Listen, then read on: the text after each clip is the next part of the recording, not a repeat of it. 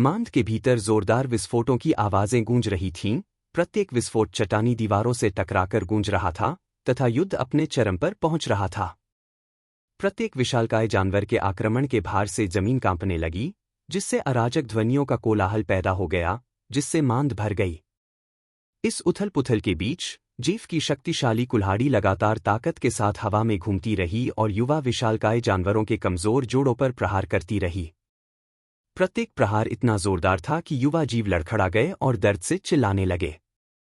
Lady Wraith, मैं उन्हें दूर रखूंगा, इसलिए अपने मंत्रों का जाप करते समय निश्चिंत रहो, जेफ चिल्लाया। उसने एक टैंक की जिम्मेदारी ली और बेहेमोथ को उसके करीब आने से रोक दिया। निश्चिंत रहो, जेफ। मैं उन्हें तुम्हें नुकसान पहुंचाने का कोई मौका नहीं दूंगी, कार्मिन ने जवाब दिया। उसके एलिमेंटलिस्ट आग के गोले और बर्फीले धमाके कर रहे थे और जादुई ऊर्जा के विस्फोटों से कोलाहल और भी बढ़ गया। उसके मंत्रों ने सटीकता से अपना निशाना साधा, जिससे युवा विशालकाय प्राणियों की पीड़ा और भी बढ़ गई, क्योंकि वे आक्रमण के विरुद्ध संघर्ष कर रहे थे। उनकी दर्दनाक चीखें और बेपसी पूरे घर में गूंज रही थी। साफ तौर पर उन्हें अपने माता पिता के आने का इंतजार था। उनकी सुरक्षा मजबूत थी और जो नुकसान हुआ था वह इतना भी नहीं था कि उन्हें खतरा महसूस हो, लेकिन फिर भी यह दर्दनाक था। उन्हें कभी भी दूसरों से इतनी पीड़ा का अनुभव नहीं हुआ था, क्योंकि उनके माता पिता ही हमेशा उनके लिए भोजन लाने के लिए बाहर निकलते थे। उनके तराजू इतने मजबूत हैं कि उन्हें भेदना मुश्किल है। कार्मिन ने भौहें सिकोड़ लीं, उसे अपने मंत्र व्यर्थ लग रहे थे। फिर उसने जेफ द्वारा किए गए हमले पर नजर डाली और इस तुलना ने उसे लगभग उदास कर दिया। जेफ के प्रत्येक प्रहार से कठोर शल्क छिन्न भिन्न हो जाते थे, यहां तक कि कुछ शल्क युवा बेहेमोथ के मांस में भी घुस जाते थे, जिससे दर्द के कारण वे तेजी से हर जगह रौंदने लगते थे। उनके शल्कों को भेदने की चिंता मत करो, लेडी व्रेथ, जेफ चिल्लाया और उसने युवा बेहेमोथ पर एक और बड़ा झटका मारा, जो चारों ओर पैर पटक रहा था। उनके शल्कों को अलग करने का काम मुझ पर छोड़ दो और बाद में तुम उनके खुले मांस पर हमला कर सकते हो। बुरा नहीं, शू फेंग ने मन ही मन कहा। शुरू में तो उसे लगा कि क्या उसे युद्ध में भी कमान संभालनी होगी और उन्हें निर्देश भी देने होंगे। आखिरकार उन्होंने कमांडर बनने और टीम का नेतृत्व करने का प्रस्ताव रखा था। हालांकि जब उन्होंने लड़ाई को अलग कर दिया तो ईमानदारी से इसे खत्म माना जा सकता था। यद्यपि उनकी ओर से कोई आधिकारिक आदेश नहीं था, लेकिन यह स्पष्ट था कि उन्होंने युवा बेहेमोथों को उनसे निपटने के लिए छोड़ने की योजना बनाई थी। जहां तक दूसरी ओर फंसे वयस्कों का सवाल है, तो उनकी स्थिति ही उन्हें यह बताने के लिए पर्याप्त थी कि वह इससे निपटने की योजना बना रहे हैं। कभी-कभी टीम के सदस्यों के बीच एक बुनियादी समझ होती थी कि किसी को विशिष्ट होने की आवश्यकता नहीं है। उन्हें ठीक होना चाहिए। जेफ ने दोनों युवा बेहेमोथ को एक साथ टैंक किया है। जू फेंग ने उनके सहयोग को देखने और जेफ द्वारा स्थिति को संभालने के तरीके को देखने के बाद निष्कर्ष निकाला। ठीक है, मुझे इन वयस्कों पर ध्यान केंद्रित करना चाहिए जो उत्पात मचा रहे हैं, उसने एबिसल फैंटम को आदेश देते हुए बुदबुदाया। अपने काले, अनाकार आकार के साथ अथाह प्रेत चुपचाप दीवारों पर चढ़ता हुआ छत की ओर चला गया। जैसे ही एबिसल फैंटम छत पर पहुंचा, उसने कमजोर मलबे के स्पाइक्स को गणनात्मक सटीकता के साथ तोड़ना शुरू कर दिया। प्रत्येक गतिविधि जानबूझकर की गई थी, ताकि यह सुनिश्चित किया जा सके कि जब स्पाइक्स गिरें, तो वे वयस्क बेहेमोथ के खिलाफ और भी अधिक दुर्जय अवरोध पैदा करें। जू फेंग ने ध्यान से देखा, कोई भी आवश्यक समायोजन करने के लिए तैयार। इस बीच दूसरी तरफ वयस्क बेहेमोथ हताशा में दहाड़ते रहे, उनके शक्तिशाली शरीर बार बार अवरोध से टकरा रहे थे। शू फेंग के पैरों के नीचे की जमीन हर धक्के के साथ कांप रही थी, जो आसन्न खतरे की लगातार याद दिला रही थी। उफ, ये विशालकाय राक्षस सचमुच बहुत परेशान करने वाले हैं। जू फेंग ने झटके से काफी नाखुश होकर अपनी जीभ चटकाई। चूंकि इस समय उसके पास ज्यादा आक्रामक शक्ति नहीं है, इसलिए वह जो भी वातावरण उपलब्ध कराता, उसी से काम चला सकता था। इसलिए वह वयस्क बेहेमोथ से सीधे तौर पर टकरा नहीं सकता था। एक गहरी सांस लेते हुए जू फेंग ने अपनी सीमित आक्रामक शक्ति के बारे में सोचना बंद कर दिया और धैर्यपूर्वक वयस्कों द्वारा तथाकथित मलबे की दीवार को तोड़ने का इंतजार करने लगा। मलबे की दीवार के ढहने के कुछ ही देर बाद दो क्रोधित वयस्क बेहेमोथ उसके भीतर से निकले, जो अपने रास्ते में आने वाली किसी भी चीज या व्यक्ति को नष्ट करने के लिए तैयार थे। अपनी पैनी निगाहों से उन्होंने सबसे पहले जिस व्यक्ति पर ध्यान दिया वह था जू फेंग, जिसने शांतिपूर्वक अपना हाथ हिलाया, मानो वह उन्हें नमस्ते कह रहा हो। बादल की गरज। वे जोर जोर से दहाड़ते हुए शू फेंग की ओर बढ़े, स्पष्टतः वे शू फेंग को कुचलकर पेस्ट बना देना चाहते थे। धिक्कार है, तुम कितने असभ्य हो, जू फेंग ने अपने चश्मे को ठीक किया, उनकी उन्नति से बेखबर। चूंकि जू फेंग शांत बने रहे, वयस्क बहमोथों ने तेजी से उनके बीच की दूरी कम कर दी। हालांकि ठीक इसी समय एबिसल फैंटम ने मलबे के स्पाइक्स को काट दिया, जिससे वे नीचे गिर गए। समय बिल्कुल सही था। गिरते हुए कांटे सीधे आक्रमणकारी बहमोथों पर गिरे, उनकी मोटी खालों में छेद कर दिए और उन्हें दर्द से चीखने पर मजबूर कर दिया। अचानक हुए इस हमले ने उनकी गति रोक दी और बहमोथ लड़खड़ा गए। उनकी दहाड़ अब दर्द भरी चीखों के साथ मिल गई, क्योंकि वे तीखे मलबे को हटाने के लिए संघर्ष कर रहे थे।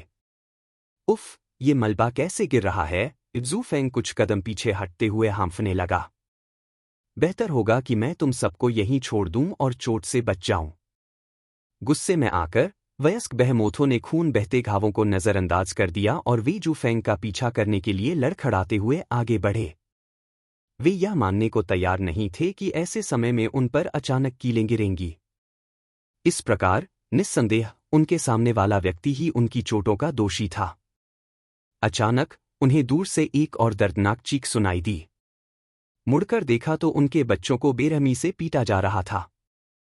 क्रोधित होकर वे इन आक्रमणकारियों को समाप्त करने और उन्हें कुचलकर मार डालने के अलावा और कुछ नहीं चाहते थे। अफसोस, इससे पहले कि वे कोई शक्तिशाली चाल चल पाते, जू फेंग की डरावनी आग उनकी आंखों पर छोड़ दी गई। चूंकि वे अपने बच्चे की मदद के लिए की जा रही पुकार से विचलित थे, इसलिए वे समय पर प्रतिक्रिया नहीं कर सके। धमाका!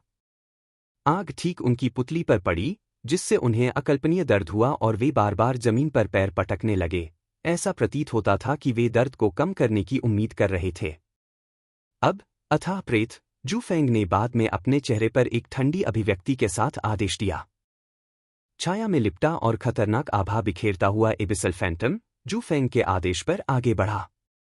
उसकी काली प्रतानें बहमोथ के अंगों के चारों ओर लिपट गईं, पवित्र अग्नि द्वारा उत्पन्न क्षणिक अंधेपन का फायदा उठाते हुए। छाया प्राणी का आक्रमण निरंतर था, सटीकता और प्रचंडता के साथ प्रहार कर रहा था। वयस्क बहमोथ, जो पहले से ही कमजोर और भ्रमित थे, उन्होंने स्वयं को एबिसल फैंटम की शक्ति से अभिभूत पाया। छायादार हमलावर को भगाने के उनके प्रयास व्यर्थ थे, क्योंकि फैंटम की ताकत प्रत्येक गुजरते सेकंड के साथ बढ़ती जा रही थी। जू फेंग ने संतोष के साथ दृश्य को देखा। एबिसल फैंटम के हमले न सिर्फ शारीरिक रूप से नुकसानदेह थे, बल्कि बहमोथ्स की लड़ने की इच्छा शक्ति को भी कमजोर कर रहे थे। उनकी चाल सुस्त हो गई, उनकी दहाड़ कमजोर हो गई। जैसा कि टियर 2 समनिंग स्किल से उम्मीद की जाती है, जू फेंग ने उसकी विनाशकारी आक्रामक शक्ति से प्रभावित होकर बुदबुदाया। एबिसल फैंटम भले ही एक समन किया हुआ प्राणी हो, लेकिन जो कोई भी इसे कम आंकने की हिम्मत करेगा, उसे जरूर पछताना पड़ेगा। यह सोचकर जू फेंग को एहसास हुआ कि कुछ लोग उसे समनकर्ता समझने की भूल भी कर सकते हैं। .net यह बुरा नहीं है, उसने सोचा और थोड़ी देर के लिए मुस्कुराया जब उसने वयस्क बहमोथों को एबिसल फैंटम के निरंतर हमले के तहत संघर्ष करते देखा। हालांकि एबिसल फैंटम को समय समय पर नुकसान पहुंचता रहा और इस प्रक्रिया में उसे लगभग एक गोली भी लग गई, फिर भी जू फेंग उसके उपचार और बफ में काफी सावधानी बरत रहा था। उसने सुनिश्चित किया कि एबिसल फैंटम युद्ध के मैदान में स्वस्थ रहे और पूरी तरह से आक्रमण पर ध्यान केंद्रित करे, किसी और चीज पर नहीं। बुलाने के लिए कूलडाउन 180 सेकंड था, इसलिए जब जू फेंग समय पर एबिसल फैंटम को ठीक करने में विफल रहा, तो वह आसानी से इसे फिर से बुला सकता था।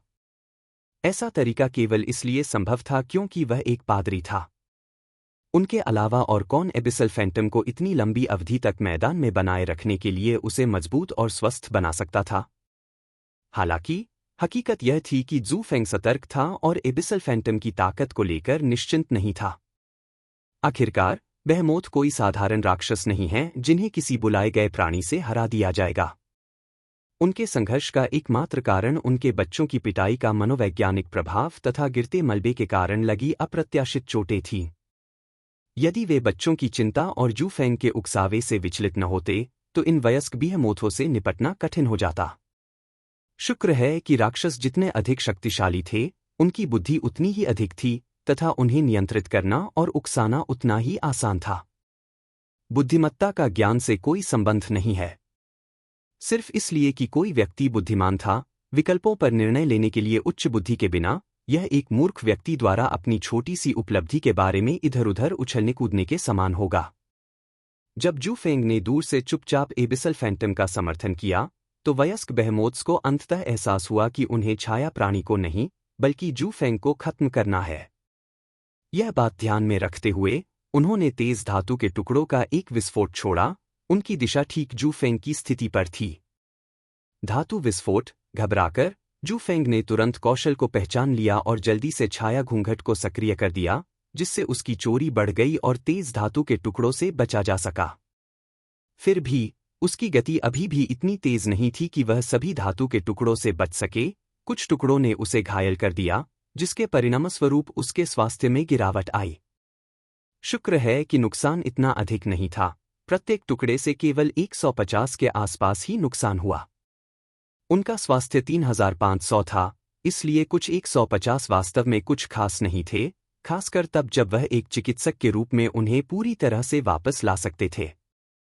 इस बीच वयस्क बेहेमोथ गुस्से से बड़बड़ा रहे थे, क्योंकि वे अचानक हुए हमले से खुश नहीं थे, जिससे उन्हें बहुत कम नुकसान हुआ।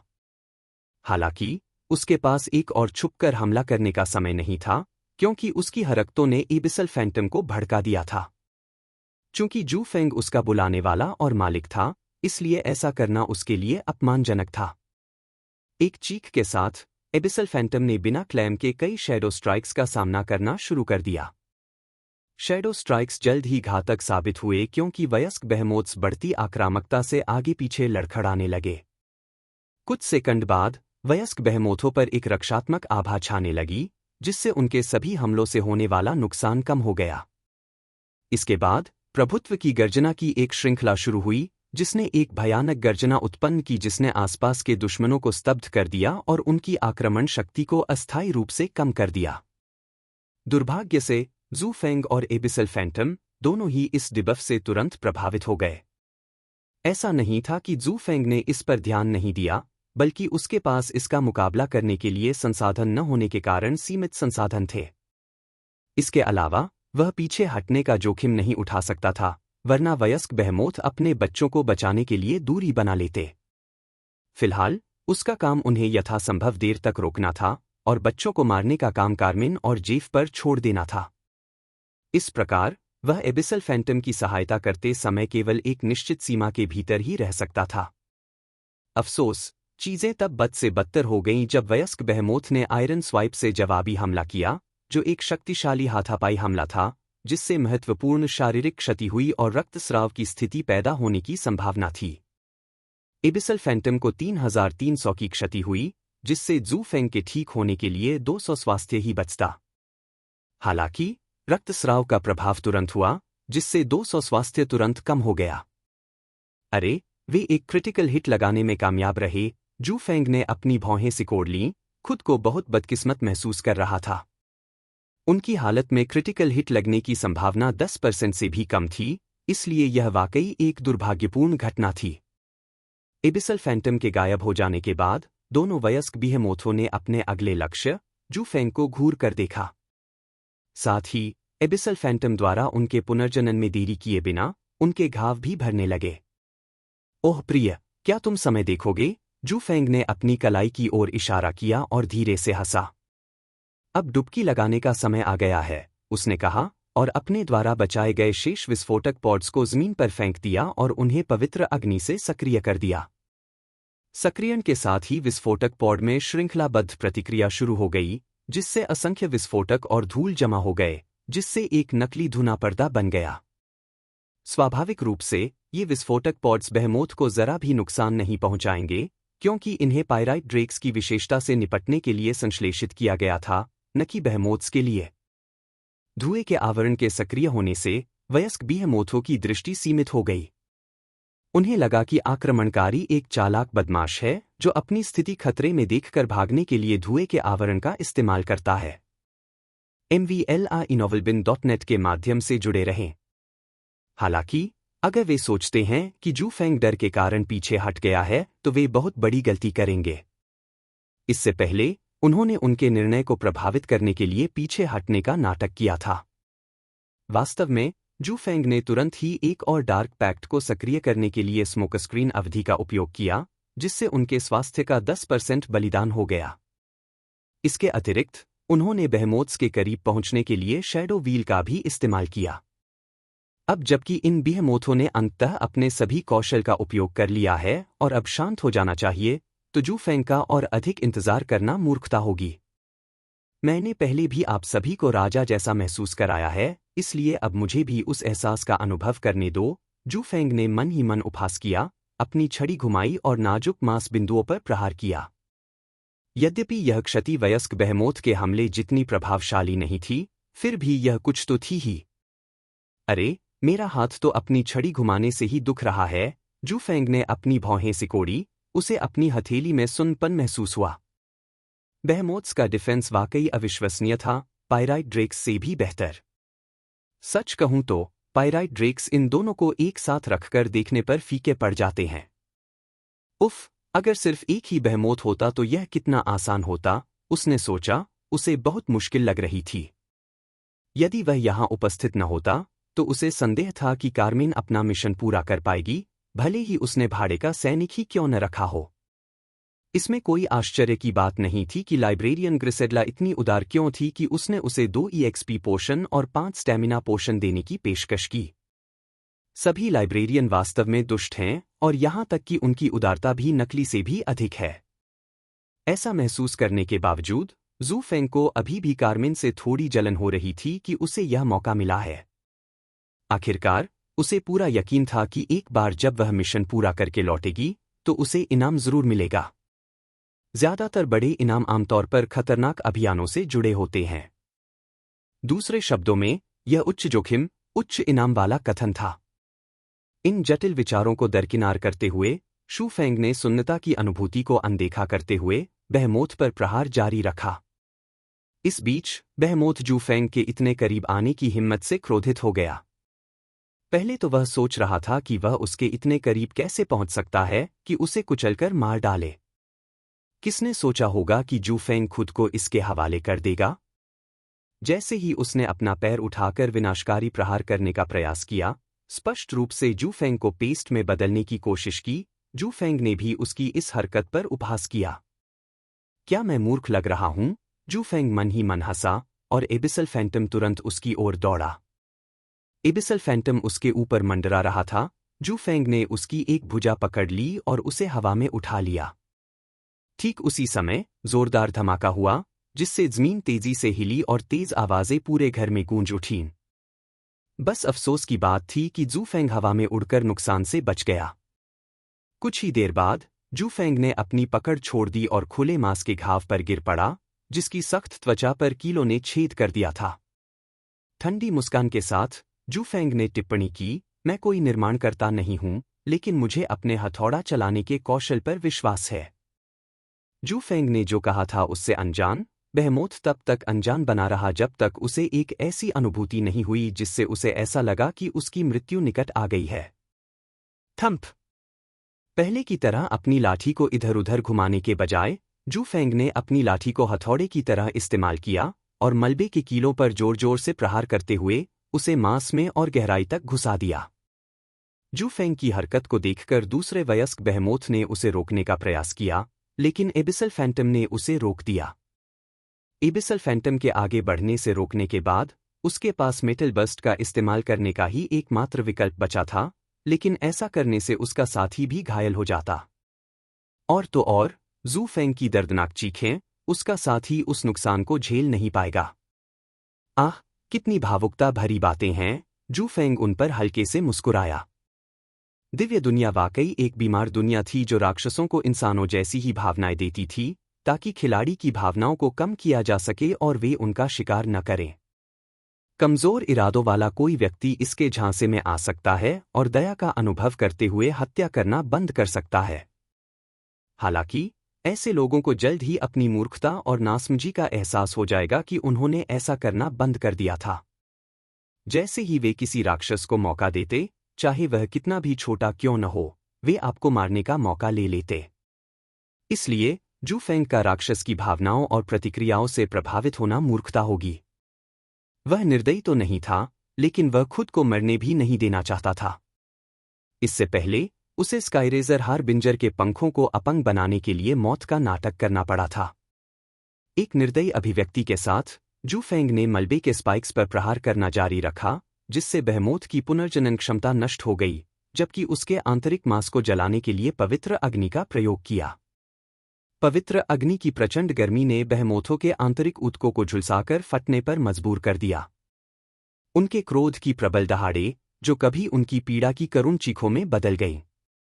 जलते हुए मांस की गंध हवा में भर गई, जो झुलसी हुई धरती और पत्थर की तीखी गंध के साथ मिल गई। इस बीच जू फेंग की आंखें ठंडी और अविचलित रहीं। उसने रुकने का कोई संकेत नहीं दिखाया। जल्द ही जैसे जैसे उनका प्रतिरोध तेजी से कम होता गया, उनकी चीखें कमजोर पड़ने लगीं। कभी दुर्जय बेहमोथ अब हाड़मांस के एक असहाय पिंड में सिमट गए थे, और हर गुजरते पल के साथ उनकी जीवन शक्ति कम होती जा रही थी। कुछ ही देर बाद जू फेंग के कपड़े बेहमोथ के खून से भीग गए, और उसे आश्चर्य हुआ कि उसने पहले ही वयस्क बेहमोथ को मार डाला था। उसका नुकसान भले ही ज्यादा न हो, लेकिन वातावरण का इस्तेमाल उसके लिए फायदेमंद था। इसके अलावा उसके मांस पर लगी कील ने भी उसकी काफी मदद की। धिक्कार है, मैंने गलत अनुमान लगा लिया, जू फेंग ने सोचा। उसे एहसास हुआ कि उसने गलती कर दी है। आखिरकार इस वयस्क बेहमोथ की मृत्यु के बाद दूसरे वयस्क बेहमोथ के पास अब उसके विरुद्ध पूरी ताकत से हमला करने से रोकने के लिए कुछ भी नहीं होगा। जैसे ही वह मुड़ा, उसने देखा कि एक क्रोधित बेहमोथ उसे खतरनाक नजरों से घूर रहा है। जो अबीसाल फैंटम उसे रोक रहा था, वह भी उसके एक ही वार में मारा गया। कार्मेन, जेफ, क्या तुम दोनों ने बच्चों को मारना खत्म कर दिया है? जू फेंग ने पुकारा। उसे साफ तौर पर अपने ऊपर पड़ रहे भारी दबाव का एहसास हो रहा था। जू फेंग ने कभी नहीं सोचा था कि उसका नुकसान इतना ज्यादा होगा, जिसकी वजह से अब ये गड़बड़ हो गई। अगर वो सिर्फ बेहमोथ को ही असहनीय दर्द दे रहा होता तो भी ठीक था, लेकिन अब जब उसने एक बेहमोथ को मार डाला था तो बात ही अलग थी। निश्चित रूप से प्राप्त अनुभव अंकों की प्रचुरता अच्छी थी, लेकिन इसके परिणाम अच्छे नहीं होंगे। उसके बुलाए गए एबिसल फैंटम को अपेक्षा से पहले ही एक ही वार में मार दिया गया, तथा डार्क पैक्ट अभी भी शांत अवस्था में था। इसके अलावा कई क्रियाओं से उसकी सहनशक्ति काफी कम हो गई थी। एबिसल फैंटम के लिए उसने जितनी हील और बफ डाली, उससे उसका मन भी कम होता जा रहा था। सटीक रूप से कहें तो जू फेंग को धोखा दिया गया था। उन्होंने कार्मेन और जेफ को शुरुआती तौर पर कुछ सहायता प्राप्त करने के लिए बुलाया था, लेकिन जब उन्होंने उनकी लड़ाई पर एक नज़र डाली तो पता चला कि यह लगभग समाप्त हो चुकी थी, लेकिन अभी पूरी तरह समाप्त नहीं हुई थी। दूसरे शब्दों में, अब जू फेंग को अकेले ही एक क्रोधित बेहमोथ से निपटना था, बिल्कुल अकेले, बिना किसी सहायता के। बाद में मिलते हैं। जू फेंग ने विनम्रता से हाथ हिलाया और मरे हुए बेहमोथ से कूदकर नीचे उतर गया। वह उस जगह से भागकर उसी ऊंची जगह पर वापस जाना चाहता था जहां से वह कूदा था। हालांकि यह विश्वास करना एक सपना था कि क्रोधित बेहमोथ उसे जाने देगा। जू फेंग ने पहले जो भी बकवास कही थी, उसकी परवाह किए बिना उसने जू फेंग की दिशा में धातु के कई टुकड़े दागने शुरू कर दिए। इसके बाद उसने उनके बीच की दूरी कम करने के लिए अपनी गति तेजी से बढ़ा दी। धिक्कार है, जू फेंग ने मन ही मन गालियां दी और पीछे हटने के रास्ते में आने वाले ज्यादातर धातु के टुकड़ों को झेलने का फैसला किया। वह साइड स्टेपिंग कर रहा था, जिसे ज्यादातर लोग बेवकूफ़ी भरा फैसला मान सकते थे, लेकिन असल में साइड स्टेपिंग करने से उसके सीधी रेखा में भागने की बजाय दूर भागने की संभावना बढ़ जाती। इससे बेहमोथ को उस पर सीधा हमला करने से रोका जा सका। उसे लगातार अपना रास्ता बदलना पड़ा, जिससे उसकी गति थोड़ी कम हो गई। ऐसी रणनीति का उपयोग करने के बावजूद जब उनकी चपलता की तुलना की गई तो यह हास्यास्पद था। कुछ ही सेकंड में बेहमोथ ने जू फेंग को पकड़ लिया। कोई सोच सकता है कि उसके विशाल आकार को देखते हुए उसकी फुर्ती कम होनी चाहिए, लेकिन ऐसा नहीं था। उसकी गति बेहद तेज थी और जू फेंग को पता था कि उस पर इसका भयानक प्रहार होने वाला है। और फिर बेहेमोथ ने उस पर आयरन स्वाइप का इस्तेमाल किया, जिससे उसे रक्तस्राव का खतरा पैदा हो गया। तुरंत ही जू फेंग ने 1700 स्वास्थ्य खो दिया, साथ ही रक्तस्राव प्रभाव से 200 अतिरिक्त स्वास्थ्य भी खो दिया। अरे, क्या खून बहने की स्थिति पैदा होने की 100% संभावना है? जू फेंग ने चुपचाप सोचा और जल्दी से खुद को ठीक किया। तुम्हारी पीठ पर एक मलबे का कील है। यह तुम्हें किसी भी तरह से स्थिर कैसे नहीं कर देता? वार की वजह से थोड़ी दूरी बनाते हुए उसने अपनी जीभ चटकाई और उसे और दूर धकेलने के लिए इस्तेमाल किया। जू फेंग का स्वास्थ्य अभी भी 2000 के आसपास था, जिसका मतलब था कि एक और वार होता तो वह फिर से मर जाता। शुक्र है कि जब जू फेंग ने कार्मिन की जोरदार उत्साह भरी आवाज सुनी तो उसे कुछ हद तक दबाव से राहत मिली। हाँ, हमने अंततः इन 2 बच्चों को मार डाला। हम, लेडी व्रेथ एलिमेंटलिस्ट्स के नियंत्रण में बहुत प्रभावशाली है। सुधार आसमान छू रहा है। प्रशंसा के लिए धन्यवाद, जेफ। MVLEnovelbin.net पर पढ़ना जारी रखें। इन दोनों की हंसी और खुशी से बातें सुनकर, जबकि वह लगभग खतरे में था, जू फेंग को लगा कि कहीं उन दोनों ने उसे छोड़ तो नहीं दिया। हेलो? तुम्हारा मरहम लगाने वाला एक गुस्सैल बेहेमोथ से पिट रहा है? अरे नहीं, फेंग का पीछा किया जा रहा है। कार्मिन ने अचानक दूर से शोरगुल देखा, और जब उसकी नज़र जू फेंग पर पड़ी, तो वह खुद को हंसने से नहीं रोक सकी। उनकी बातचीत के दौरान, जू फेंग हमेशा शांत रहे और ईमानदारी से कहें तो, उन्हें लगा कि वह कुछ हद तक शांत थे। हालांकि, अब जू फेंग घायल हो चुका था, उसके कपड़े थोड़े फटे हुए थे, शायद उसकी कमजोरी की वजह से, और एक उग्र बेहेमोथ से भागना हास्यास्पद था। उसने कभी नहीं सोचा था कि एक दिन वह उसे इतनी बुरी हालत में देखेगी। बेशक, यह भयानक स्थिति अतिशयोक्ति थी, लेकिन उसने पाया कि जू फेंग जैसी क्षमता वाले व्यक्ति के लिए यह बिल्कुल उपयुक्त थी। चलो उसकी सहायता करते हैं, जेफ ने कहा, अपने युद्ध कुल्हाड़ी को पकड़ते हुए और जू फेंग की तरफ दौड़ते हुए। अपनी गहरी समझ के साथ, वह जू फेंग को अकेले ही 2 वयस्क बेहेमोथों से लड़ते हुए, और इस प्रक्रिया में एक को सफलतापूर्वक मार गिराते हुए कैसे नहीं देख सकता था। अगर जू फेंग ने ऐसा पराक्रम न दिखाया होता, तो वे दोनों बच्चों को मारने में मुश्किल में पड़ जाते। अरे, मैं भी चुप नहीं बैठने वाली, कार्मिन ने मुंह बनाते हुए तुरंत 2 एलिमेंटलिस्टों को बुला लिया। दोनों के शामिल होने के कुछ ही समय बाद, जू फेंग को अस्थायी रूप से दबाव से राहत मिली, क्योंकि क्रोधित वयस्क बेहेमोथ ने अपना ध्यान जेफ की ओर मोड़ दिया।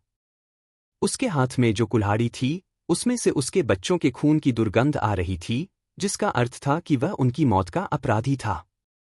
यह एक बहरा कर देने वाली ध्वनि के साथ गर्जना करने लगा, तथा इसकी दिशा जू फेंग से जेफ की ओर बदल गई। हे, बिल्कुल सही, जेफ ने ठंडे स्वर में कहा, और खुशी-खुशी आगे बढ़कर उस वयस्क बेहेमोथ का सीधा सामना करने लगा। जू फेंग के उलट, उसकी रक्षा क्षमता बहुत अच्छी थी, और वह सामने से किए गए हमले का आसानी से सामना कर सकता था।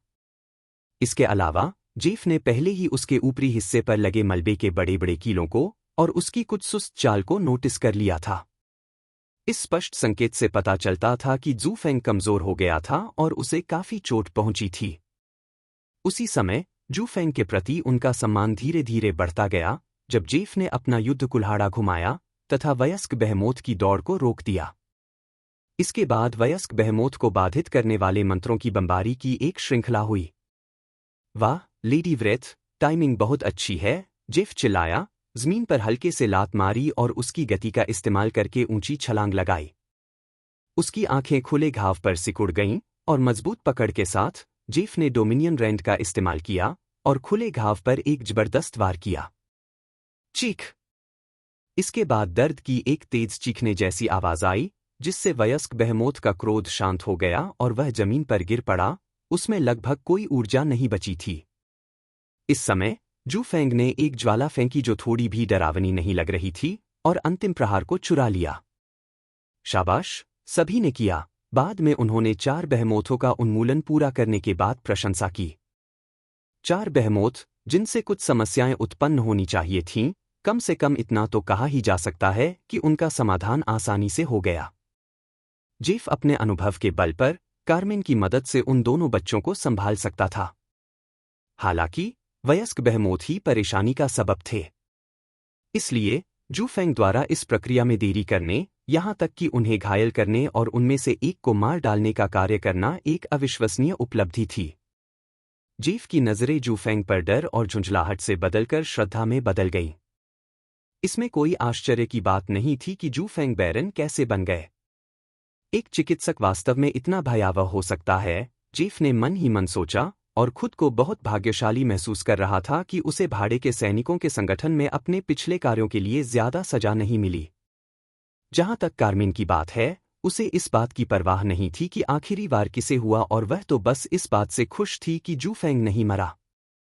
उसी समय उसने दूर किनारे पर एक मरा हुआ वयस्क बहमोथ देखा। तुमने दो बनाम एक वाली स्थिति में अकेले उनमें से एक को कैसे मार डाला? क्या मैंने नहीं कहा था कि मैं एक विशेषज्ञ हूं? जू फेंग ने सपाट उत्तर दिया और आगे विवरण बताने को तैयार नहीं हुआ। हाँ, एक विशेषज्ञ जिसे पहले भागने पर मजबूर होना पड़ा था, कार्मेन ने चिढ़ाते हुए कहा। हालांकि वह जल्दी से उसकी ओर दौड़ी और मीठी मुस्कान के साथ बोली, लेकिन फिर भी एक विशेषज्ञ। ऐसा कहते हुए उसकी आंखें उसके डंडे को देखकर आश्चर्य से चौड़ी हो गईं, जो वास्तव में इतना क्षतिग्रस्त हो गया था कि उसे पहचाना नहीं जा सकता था। तो उसका हथियार टूट गया। उसने मन ही मन सोचा। अंततः उसे एहसास हुआ कि वह भागने पर क्यों मजबूर हुआ। इस बीच जू फेंग ने उसके चेहरे पर आए बदलाव को देखा और कड़वी मुस्कान दी। कम से कम यह कहा जा सकता है कि हथौड़ा मारने की प्रक्रिया प्रभावी थी, लेकिन बदले में उनका स्टाफ प्रभावी रूप से दोषपूर्ण था। इसकी टिकाऊपन न सिर्फ शून्य पर पहुंच गई थी, बल्कि नकारात्मक स्तर पर भी पहुंच गई थी। इसकी मरम्मत के लिए बहुत सारा पैसा खर्च करना पड़ता। और हाँ, स्टाफ भी कुछ खास अच्छा नहीं था। बेशक उसके पास अभी भी कई बेहतरीन हथियार मौजूद थे। बस उसने देखा था कि जेफ और कार्मेन का काम खत्म हो चुका है, इसलिए वह लड़ाई उन्हीं पर छोड़ सकता था। अगर मैं लड़ता रहा तो मुझे नई छड़ी का इस्तेमाल करना पड़ेगा और इससे स्थायित्व कम हो जाएगा। बेहतर होगा कि यह काम जेफ पर छोड़ दिया जाए, जू फेंग ने कहा। उसे अपनी इतनी किफायती होने पर गर्व हो रहा था। जेफ द्वारा लाशें एकत्र करने के कुछ ही देर बाद कार्मेन ने लूट का माल बांटने का सुझाव दिया। हालांकि जू फेंग ने तुरंत मना कर दिया, इसलिए नहीं कि वह उदार था, बल्कि इसलिए कि वह जानता था कि लाइब्रेरियन ग्रिसेल्डा को रिपोर्ट करने के लिए उसे यह सब चाहिए। लाइब्रेरियन ने तुम्हें यह काम मुख्यतः तुम्हारी योग्यता की परीक्षा के लिए दिया है, इसलिए बेहतर होगा कि सब कुछ यहीं रख लो, कहीं वे तुमसे कुछ मांग न लें, जू फेंग ने चेतावनी दी। उसने पिछली टाइमलाइन में लाइब्रेरियन की खोज पूरी करते हुए कई खिलाड़ियों को रोते और शिकायत करते सुना था। वे लूट का माल उन लोगों में बांटने के लिए रोते थे जिनसे वे मदद या उदारता के लिए कहते थे, लेकिन अंत में उन्हें कड़ी डांट और मामूली इनाम मिलता था। क्या यह ठीक भी है? कार्मेन ने जेफ की ओर देखते हुए अपनी भौहें उठाईं। जवाब में जेफ ने बस कंधे उचका दिए और चेहरे पर मुस्कान बिखेर दी। उसे वैसे भी इस काम के लिए नियुक्त किया गया था और इनाम का कुछ हिस्सा पहले ही मिल जाना ही काफी था। फिर भी इसका मुख्य कारण संभवतः जू फेंग हो सकता है। यह देखकर कि किसी ने भी जू फेंग की सद्भावना को अस्वीकार नहीं किया, और यदि वह इसे अस्वीकार कर दे तो वह एक पाखंडी बन जाएगी। ठीक है, मैं इसे ले लूंगी, उसने धीरे से आह भरी और सभी लाशों और बूंदों को अपनी सूची में जमा कर लिया। ऐसा करते समय उसने उनके आसपास की मांद पर एक बार फिर नजर डाली। मूलतः यह काफी शांतिपूर्ण था और इसका दृश्य काफी सुंदर था, लेकिन युद्ध के बाद केवल मलबा और भयंकर लड़ाई के निशान ही बचे थे। इतना उदास होने की जरूरत नहीं है, जू फेंग ने अचानक कहा। हम किसी नाटक या फिल्म में नहीं हैं। बस अपनी जीत की सराहना करो और आगे बढ़ो। कार्मेन ने उसके शब्दों से हैरान होकर अपने होंठ भींच लिए। मैं उदास होने का नाटक नहीं कर रही थी। ठीक है, उसने राहत की सांस ली और बाहर निकलने के लिए मुड़ गया। फिर जाल। अवाक, कार्मेन चुपचाप पीछे पीछे बाहर निकल गई। बहमोथ मारे जा चुके थे, अब लौटने के अलावा और कोई चारा नहीं था। जैसे ही तीनों खो से बाहर निकले और चलने लगे, जू फेंग को अचानक खतरे का आभास हुआ। लगभग सहज ही उसने कार्मेन का हाथ पकड़ा और उसे अपनी तरफ खींच लिया। टकराना। कुछ ही सेकंड बाद कार्मेन की मूल स्थिति को गोली मार दी गई तथा गोली कंक्रीट पर लगी। ओहो, किसी ने वास्तव में आपके शॉट को चकमा दिया, ईगल स्निप। उफ, वह बच नहीं पाई, बल्कि सही समय पर घसीट कर ले जाई गई। अपने तथ्य सही रखो, 100 घोस्ट। हाहा, जो भी आप कहें। हंसी के साथ ही कोने से 2 आदमी सामने आ गए तथा उनके पीछे 8 और लोग आ गए। इस बीच कार्मेन का चेहरा तुरंत उग्र हो गया क्योंकि उसने उन 2 लोगों को पहचान लिया जो आपस में बातें कर रहे थे। ईगल स्निप और 100 घोस्ट। उसने दांत पीस लिए और उसकी आंखों में गुस्सा भर आया। वह इन दोनों को जिंदगी में कभी नहीं भूल सकती थी। और इसकी वजह कोई अच्छी बात नहीं थी, बल्कि सिर्फ इसलिए कि उन्होंने उसे ढूंढकर मार डाला था। क्या ये दोनों जोकर वही हैं जिन्हें तुमने अस्वीकार कर दिया था? जू फेंग ने अचानक उसके कंधे पर हाथ रखकर उसे धीरे से थपथपाते हुए पूछा। सवालों के बावजूद जू फेंग को पहले से ही जवाब पता था। यह कहना ज्यादा सटीक होगा कि वह इन दोनों को कार्मेन से कहीं ज्यादा पहचानता था। 100 घोस्ट और ईगल स्निप वे लोग थे जो उसके अतीत में रिवर गिल्ड में शामिल होने के दौरान उसके प्रतिद्वंद्वी हुआ करते थे। ये दोनों न केवल शीर्ष पर पहुंचने के अपने तरीकों में निर्दयी थे, बल्कि बेईमान लोगों का एक समूह भी थे। यहां उनसे मुठभेड़ कितनी मजेदार होगी, उसने सोचा। लोग अक्सर कहते हैं कि दुश्मन संकरी सड़क पर मिलते हैं, और उनका यह कहना सही भी होगा। हालांकि इन लोगों ने संभवतः कार्मेन का पीछा किया था, लेकिन अब यह समस्या उसकी होने वाली थी। सावधान रहो, फेंग। ये रिवर गिल्ड की शाखा है जो रेड ईगल टाउन में काम करती थी, कार्मेन ने समझाया और एक बार फिर जू फेंग को चेतावनी दी कि वे कहां से आए हैं। कार्मेन की चेतावनी और जू फेंग के प्रति उसकी चिंता ने 100 घोस्ट को थोड़ा परेशान कर दिया। वह नाखुश था और नजरअंदाज किए जाने से अपमानित महसूस कर रहा था। उसने जल्दी से अपना ध्यान जू फेंग की ओर मोड़ा और चेतावनी दी, अरे बदमाश। हमारा मामला उसके साथ है, इसलिए अगर तुम नहीं चाहते कि तुम फंसो, तो तुम्हें अभी चले जाना चाहिए। स्वाभाविक रूप से 100 भूत की चेतावनी पूरी तरह से झूठ थी।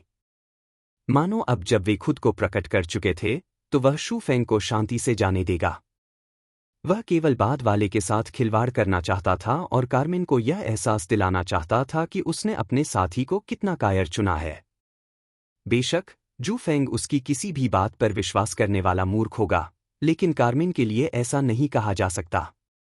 फेंग, तुम्हें बस यहां से चले जाना चाहिए, कार्मेन ने धीरे से फुसफुसाते हुए कहा। उसके चेहरे पर घबराहट के भाव थे। वह 100 घोस्ट लेवल 8 का है और उसके सारे गियर असामान्य हैं। अगर तुम उससे पंगा लोगे तो वह तुम्हें सचमुच मार मार कर लेवल 0 पर वापस ले आएगा। ओह, क्या आप मेरे लिए चिंतित हैं? जू फेंग ने स्थिति से अनभिज्ञता जताते हुए सोचा। तुम ऐसा क्यों कर रहे हो? हताश होकर कार्मेन ने सोचा कि क्या जू फेंग सचमुच सोचता है कि वह दुश्मन से निपट सकता है। बेशक वह एक विशेषज्ञ था, लेकिन 100 घोस्ट, ईगल स्नाइप और उसके अन्य 8 साथियों के खिलाफ यह बहुत ज्यादा था। उसने स्वयं उन लोगों को देखा था जो विशेषज्ञ होने का दावा करते थे और उसकी मदद करने की कोशिश करते थे, लेकिन अंततः उससे नफरत करने लगे और उसे कोसने लगे। जू फेंग के साथ मिलकर वह नहीं चाहती थी कि वह उससे नफरत करने लगे और उसे कोसने लगे। इसकी चिंता करना बंद करो और मेरे पीछे खड़े रहो, जू फेंग शांति से मुस्कुराया। मैं तुम्हें अपने भविष्य के संघ में शामिल होने के लाभों में से एक दिखाता हूं, उसने एक कदम आगे बढ़ते हुए और 100 घोस्ट की आंखों में देखते हुए कहा। जाल। तुरंत ही 100 घोस्ट के चेहरे पर ठंडक छा गई। तो मुझे लगता है कि तुम सचमुच संकट में फंसी युवती को बचाने वाले नायक की भूमिका निभाना चाहते हो। जू फेंग अचानक हंसा, 100 भूत की हास्यास्पद टिप्पणी से लगभग मरते हुए। बहुत ही हास्यास्पद है। गुस्से से आगबूला होकर 100 घोस्ट जानना चाहता था कि आखिर उसे मजाक में क्या मजाक लग रहा है। साथ ही उसके मन में इस कमीने पर ढाए जाने वाले अत्याचार के बारे में विचार आने लगे। मजाकिया? तुम्हें तो जोकरों के चुटकुलों के लिए सर्कस खोल देना चाहिए, 100 घोस्ट, जू फेंग हाफते हुए बोला, अगर वो मुसीबत में फंसी लड़की है और मैं हीरो हूं, तो तुम तो आम खलनायक हो जो अपने कर्मों का फल भोगता है। PFFT।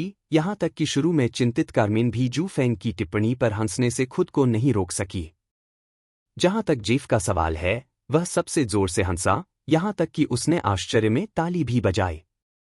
आखिरकार उसे उन 10 अनजान लोगों से जरा भी डर नहीं लगा जो उन पर घात लगाए बैठे थे। दरअसल वह उन्हें मारने के लिए पहले से ही आतुर था, लेकिन यह देखकर कि जू फेंग ने कुछ नहीं कहा था, उसने इंतजार करने का फैसला किया।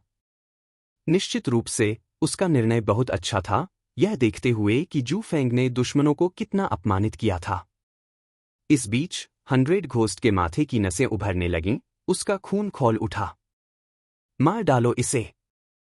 मैं चाहता हूं कि ये लेवल 0 पर वापस चला जाए और अपना लानत मलामत वाला अकाउंट फिर से शुरू कर दे। कुछ ही देर बाद ईगल स्निप के अलावा 100 घोस्ट के अधीनस्थों ने अपने मंत्रों का जाप शुरू कर दिया। उनमें से कुछ तो अपने मंत्रों के नाम भी चिल्लाने लगे। कितने बेवकूफ हैं ये, जू फेंग ने मन ही मन व्यंग्य किया। कोई बेवकूफ ही अपने मंत्रों का नाम जोर से बोलता है, जबकि वो चुपचाप भी मंत्र बोल सकता था ताकि किसी को पता न चले कि वो क्या करने की कोशिश कर रहा है। तुम तो मुर्दा हो, सौ भूत ने धमकी भरे अंदाज में मुस्कुराते हुए जू फेंग की निष्क्रियता पर खुशी जताई। उसने अपनी निष्क्रियता का कारण डर माना और अब उसे अपनी बदबूदार जुबान पर पछतावा हो रहा था। हालांकि 100 घोस्ट इससे अधिक गलत नहीं हो सकता था, क्योंकि जू फेंग ने जेफ की ओर मुड़कर 2 सरल शब्द कहे। इसे करें। जेफ के चेहरे पर एक मुस्कान आ गई और इससे पहले कि दुश्मन कुछ समझ पाते, उसने अपनी कुल्हाड़ी इतनी तेजी और तीव्रता से चलाई कि एक ही वार में सभी दुश्मन नष्ट हो गए। क्या बात है, जेफ की बहादुरी से साफ तौर पर चौंककर कारमिन की आंखें पूरी तरह से चौंककर चौड़ी हो गईं। वह अपने सामने के दृश्य को समझ नहीं पा रही थी कि उसे यह सुनिश्चित करने के लिए बार बार अपनी आंखें मलनी पड़ी कि उसके पीछे पड़े दुश्मन यूं ही मारे गए थे। जेफ एक सच्चा विशेषज्ञ है जो इन पुतलों को एक ही बार में आसानी से मार सकता है। कारमिन, जू फेंग ने शांति से समझाया, आगे बढ़ा और 100 घोस्ट की लाश पर एक लात मारी। जेफ, आप डोमिनियन रेंट का दोबारा इस्तेमाल कब कर सकते हैं? उसने पूछा। उसकी नज़र 100 घोस्ट पर टिकी रही। मैं 20 सेकंड की आवश्यकता से पहले इसे 2 बार और उपयोग कर सकता हूं, जेफ ने बताया, तथा बताया कि प्रतीक्षा करने की आवश्यकता से पहले वह इसे लगातार 3 बार उपयोग कर सकता है। ओह, जू फेंग को हैरानी हुई, उसे उम्मीद नहीं थी कि वह इसे 2 बार और इस्तेमाल कर पाएगा। तो फिर यह तो बिल्कुल सही है। क्यों? कारमिन ने उलझन में पूछा। हालांकि अगले ही पल उसे समझ आ गया कि जू फेंग का क्या मतलब था। बिना किसी हिचकिचाहट के जू फेंग ने रिवाइव का प्रयोग किया, जिससे 100 भूत पुनर्जीवित हो गए। जैसे ही 100 घोस्ट पुनर्जीवित हुआ, वह कुछ कदम पीछे हट गया, उसकी आंखें जेफ को देखते हुए भय से भर गईं। कौन हो तुम? उसने हकलाते हुए जेफ की ओर इशारा करते हुए कहा। रिवर गिल्ड से पंगा लेने की तुम्हारी हिम्मत कैसे हुई? क्या तुम्हें ऐसे कामों के अंजाम का अंदाजा नहीं है? वाह, यह 100 भूत उससे भी ज्यादा बेवकूफ है जितना मैंने शुरू में सोचा था, जू फेंग ने धीरे से कहा, यह समझने में असफल रहा कि वर्तमान 100 भूत उसकी याद में मौजूद 100 भूत से कितना अलग है। किसी एनपीसी को धमकी देना, खासकर उस एनपीसी को जो भाड़े के सैनिक संघ के अधीन था, पूरी तरह से आत्मघाती कदम था। यद्यपि संघ के अंतर्गत भाड़े के सैनिक एक तरह से प्रतिस्पर्धी हैं, लेकिन इसका मतलब यह नहीं है कि वे एकजुट नहीं थे। वास्तव में, यदि कोई व्यक्ति बिना किसी स्पष्ट कारण के किसी भाड़े के सैनिक को धमकी देने का साहस करता था, तो वे सभी एकजुट हो जाते थे, विशेषकर तब जब वे स्वयं दूसरों को उकसाने वाले व्यक्ति न हों। रिवर गिल्ड, जेफ ने मनोरंजन में हंसते हुए कहा।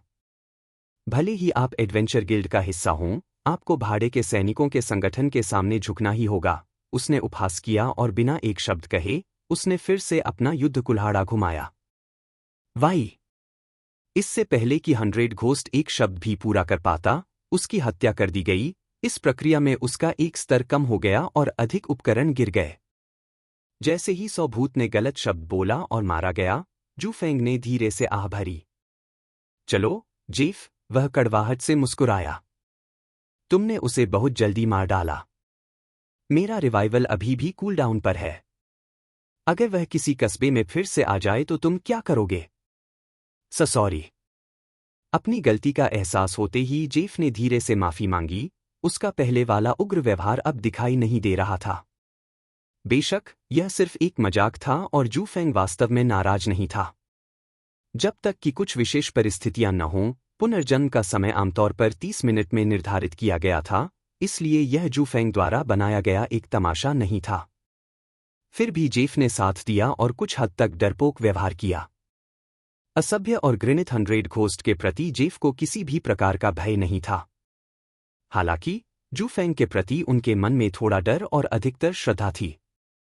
अपने निम्न स्तर और गुणों के बावजूद वह 2 वयस्क बीहेमोथ को रोकने में कामयाब रहा और बिना किसी सहायता के उनमें से एक को मार भी डाला। ऐसा कारनामा पहले कभी नहीं हुआ था और इस दुनिया में बलवानों को सम्मान दिया जाता था। जू फेंग ने पहले ही खुद को एक मजबूत विशेषज्ञ साबित कर दिया था, इसलिए सम्मान दिया जाना चाहिए। जहां तक 100 घोस्ट और उसके साथियों की बात है, जो उसके एक भी डोमिनियन रैंड का विरोध नहीं कर सके, वे कचरे से भी बदतर थे। वे गैर पुनर्चक्रणीय कचरा थे जिन्हें कोई नहीं चाहता था। जब उनकी बातचीत चल रही थी, कार्मेन पूरी तरह से आश्चर्यचकित थी। उसने कभी नहीं सोचा था कि ऐसा संकट इतनी आसानी से हल हो जाएगा। क्या हमें किसी बातचीत के लिए भागना नहीं चाहिए और 100 घोस्ट पागलों की तरह हमारा पीछा करेगा? कार्मेन बुदबुदाई, उसकी नजरें लाशों पर टिकी थीं। ये सभी लेवल 7 से 8 के खिलाड़ी थे जिनसे बचने के लिए ज्यादातर आम खिलाड़ी संघर्ष करते होंगे। उसे और अधिक आश्चर्य इस बात पर हुआ कि जू फेंग ने 100 भूत को फिर से पुनर्जीवित करना जारी रखा। इस क्षण उसकी आंखों में अंततः भय भर गया क्योंकि उसे एहसास हुआ कि जेफ एक अजेय अस्तित्व था। बस करो, 100 घोस्ट ने अपना हाथ उठाया और कहा, आपके प्रति अनादर दिखाना मेरी गलती थी, लेकिन हमारा लक्ष्य केवल लूनर रेत है। उलझन में जेफ ने जू फेंग की ओर रुख किया। वह स्पष्ट रूप से यह बताने में असमर्थ था कि क्या 100 घोस्ट दिमागी रूप से मृत था या सामान्य रूप से केवल मूर्ख था। वह उससे दया की याचना क्यों कर रहा था? मैं वो इंसान नहीं हूं जिससे तुम्हें विनती करनी पड़े, जेफ ने ठंडे स्वर में कहा, अपना कुल्हाड़ी कंधे पर रखा और आगे बोला, अगर तुम जीना चाहते हो तो तुम्हें मिस्टर फेंग से माफी मांगनी होगी। मूलतः जेफ बैरन फेंग कहना चाहता था, लेकिन जू फेंग की तीखी नज़र को भांपते हुए उसने सोचा कि उसे उसकी कुलीन स्थिति का उल्लेख नहीं करना चाहिए। और उन्हें लगा कि यह सही ही है, क्योंकि ये लोग नागरिकों से भी बदतर हैं। उनकी हैसियत तो बस रोमांच की थी, फिर भी वे उसके इर्द गिर्द उछलकूद करने की हिम्मत कर रहे थे। सच में अज्ञानता ही आनंद है, लेकिन हद से ज्यादा अज्ञानी होना हास्यास्पद था। मैं एक भाड़े का सिपाही हूं और मुझे भी बैरन फेंग के प्रति अपनी बात पर ध्यान देना चाहिए था। इन नीच दुस्साहसियों की हिम्मत कैसे हुई कि वे उस पर घात लगाकर हमला करें और उसे धमकाने की कोशिश करें? जेफ ने मन ही मन उपहास किया, क्योंकि उसे इन लोगों का व्यवहार हास्यास्पद लगा। क्या वे सोचते हैं कि साहसी होने के कारण उन्हें एडवेंचर गिल्ड का समर्थन प्राप्त हो सकता है? भाड़े के सैनिकों का संघ और एडवेंचर गिल्ड स्वतंत्र रूप से काम करते थे और कुछ मौकों पर साथ मिलकर काम करते थे। हालांकि एक बात तो तय थी कि कोई भी पक्ष इतना मूर्ख नहीं होगा कि दूसरों को युद्ध के लिए उकसाए। जब 100 घोस्ट को एहसास हुआ कि उसे उस व्यक्ति से दया की याचना करनी चाहिए जिसका वह अपमान कर रहा था और उसे वापस स्तर 0 पर मार डालने का आदेश दिया गया, तो वह स्तब्ध रह गया। उसका मुंह खुला का खुला रह गया। ऐसा लग रहा था जैसे वह कुछ कहना चाहता था लेकिन उसके मुंह से आवाज ही नहीं निकल रही थी। वह माफी नहीं मांगना चाहता था, लेकिन जैसे ही जू फेंग ने एक बहुत ही दोस्ताना मुस्कान बिखेरी, उसकी रीढ़ में ठंडक दौड़ गई। साले, इस कमीने का तो कोई जबरदस्त मददगार है। अभी तो बस ये बेइज्जती सह लूंगा, अगली बार 10 गुना बदला लूंगा। 100 घोस्ट ने मन ही मन कसम खाई, चुपके से मुट्ठी भींची और माफी मांगने लगा। मुझे माफ करना, मिस्टर फेंग। आपको और आपके दोस्त को निशाना बनाना मेरी गलती थी, उसने बड़ी मुश्किल से कहा। उसके नाखून इतनी जोर से भींचने की वजह से उसकी त्वचा में लगभग छेद हो गए थे। इस बीच जू फेंग विचलित लग रहा था, वह बाईं और दाईं ओर देख रहा था। अंततः उसने 100 घोस्ट की ओर ध्यान दिया और हंसते हुए बोला, ओह, तुम मुझसे माफी मांग रहे थे? ओह, लेकिन आपने गलत व्यक्ति की बात सुन ली। मैं इसमें शामिल व्यक्ति नहीं हूं, लेकिन यहां पर लूनर रेत है। जू फेंग ने माफी मांगने वाले व्यक्ति को निर्देश देते हुए कहा कि वह कार्मिन को उसके असली नाम से न पुकारे, बल्कि उसके चरित्र के नाम से पुकारे। इन जोकरों को उसका असली नाम जानने का कोई हक नहीं था, वरना वे उसे असली दुनिया में ढूंढ लेते। सौ भूत को ऐसा महसूस हुआ जैसे उसका खून उबलकर टूटने के बिंदु पर पहुंच गया हो। पहले तो उसने अपना गुस्सा दबाया और माफी मांगी, लेकिन अब उसे बताया गया कि जिस व्यक्ति से उसने माफी मांगी थी वह गलत था। इस समय वह वास्तव में अपना हथियार वापस लेना चाहता था और जू फेंग पर हमला करना चाहता था। हालांकि जब भी वह ऐसा कोई कृत्य करने का प्रयास करता तो उसे जेफ की ओर से भयावह हत्या की मंशा का आभास हो जाता।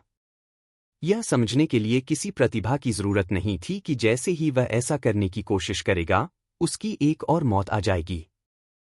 वह पहले ही 2 बार मर चुका था, एक लेवल और जमीन पर बिखरे ढेरों उपकरण गंवा चुका था। और भी अधिक खोने की संभावना के भय से अभिभूत सौ भूत ने एक बार फिर अपने अभिमान को नियंत्रित किया और कार्मिन की ओर मुड़ गया। एक कठिन मुस्कान के साथ उन्होंने शर्मिंदगी से कहा, माफ करना लूनर रेथ, आपको निशाना बनाना हमारी गलती थी और मैं वादा करता हूं कि यहां ऐसा दोबारा नहीं होगा। कार्मिन घबरा गई, हैरान हो गई और अविश्वास से भर गई।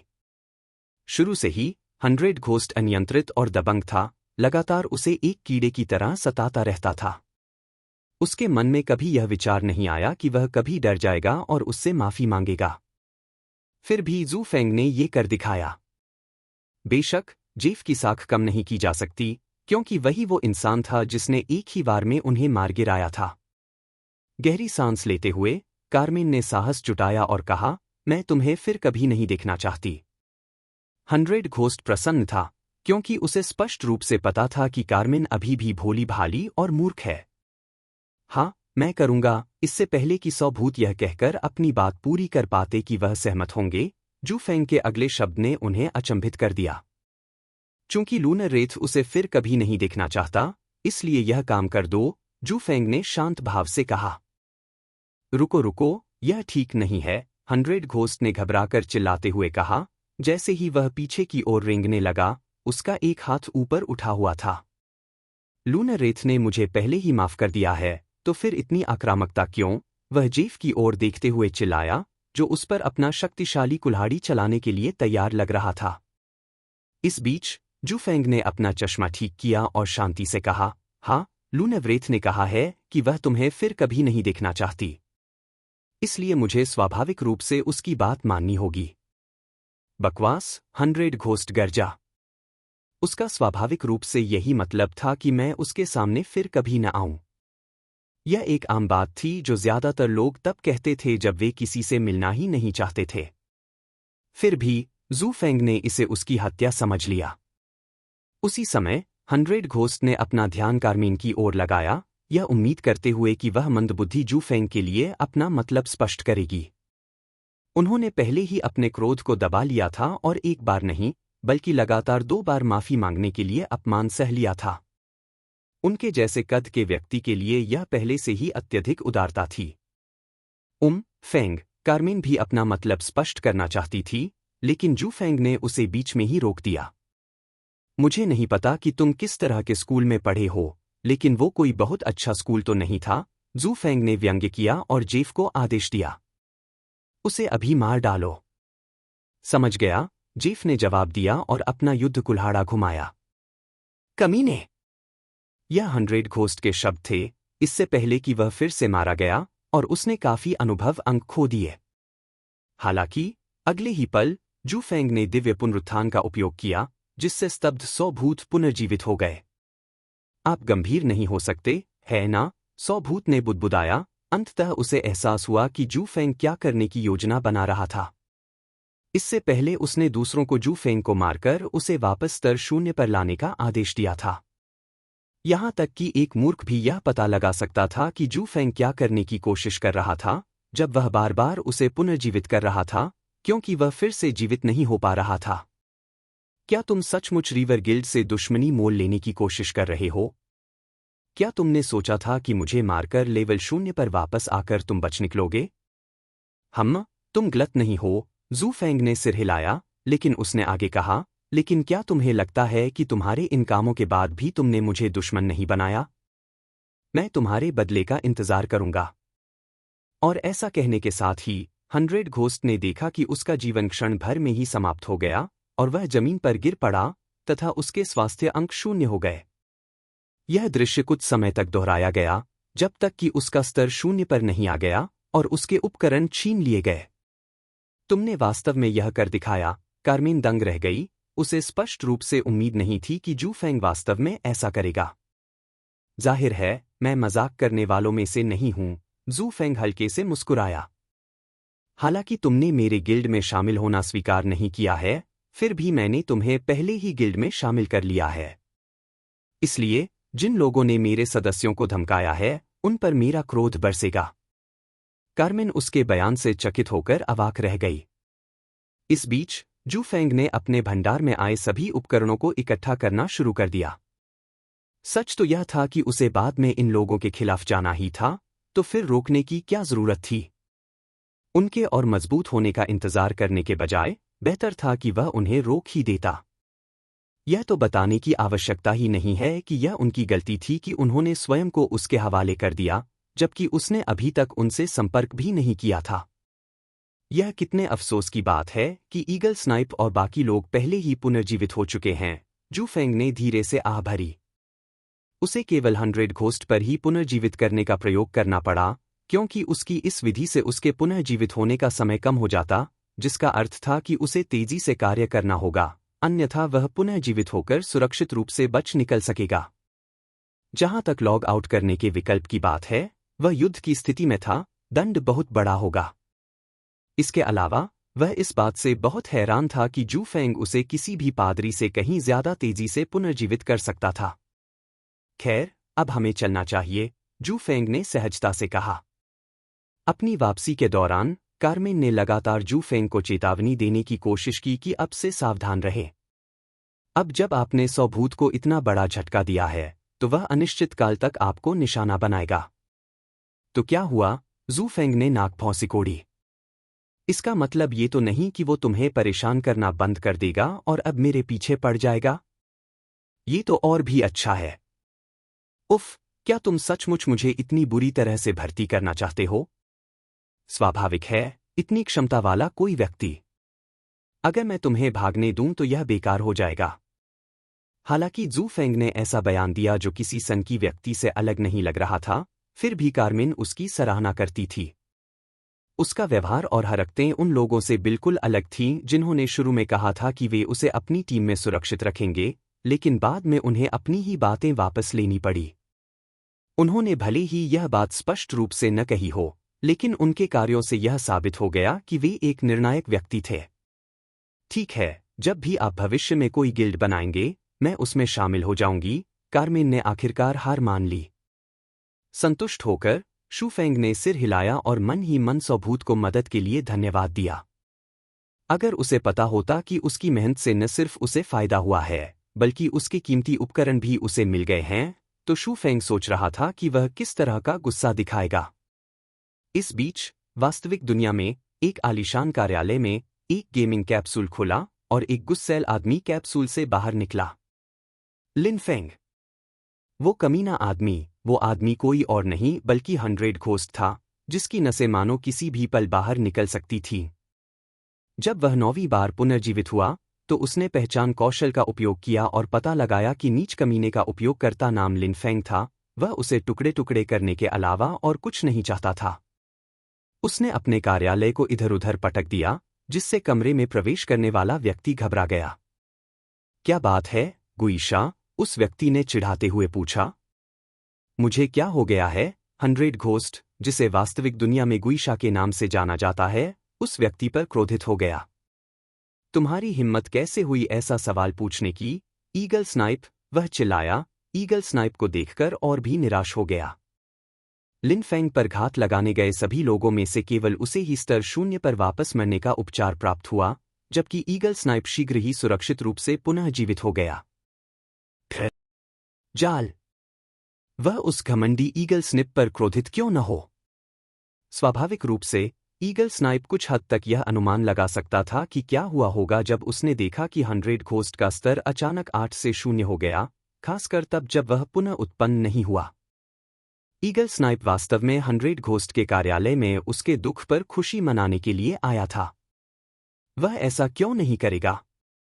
वे भले ही एक ही शाखा से हों, लेकिन वे प्रतिस्पर्धी भी थे। चूंकि उनमें से किसी एक को भी ऐसा दुखद भाग्य प्राप्त हो सकता था, ईगल स्निप को खुशी थी कि वह बदकिस्मत नहीं था।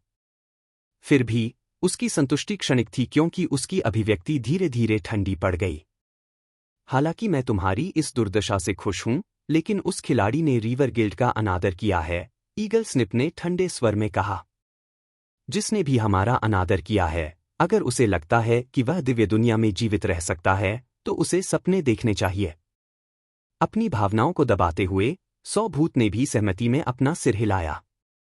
वे प्रतिस्पर्धी थे, लेकिन इसका मतलब यह नहीं था कि कुछ टॉम, डिक और हैरी उनके साथ खिलवाड़ कर सकते थे। मैंने अपना सारा सामान गंवा दिया, लेकिन यह कर्ज मैं 10 गुना चुका दूंगा, सौभूत ने आंखों में आग की लपटें चमकाते हुए कहा। लिन फेंग की मौत पर 10 चांदी के सिक्कों का इनाम रखा है। और अगर कोई उसके ठिकाने के बारे में कोई जानकारी दे सके, तो उसे 50 तांबे के सिक्के मिलेंगे। चांदी के सिक्के अभी भी अत्यंत दुर्लभ और मूल्यवान थे, इसलिए 10 चांदी के सिक्कों का मूल्य प्रस्तावित करना यह दर्शाता है कि सौभूत कितने क्रोधित थे। इस बीच ईगल स्नाइप ने उसे चिढ़ाने की जहमत नहीं उठाई और सहमति में सिर हिला दिया।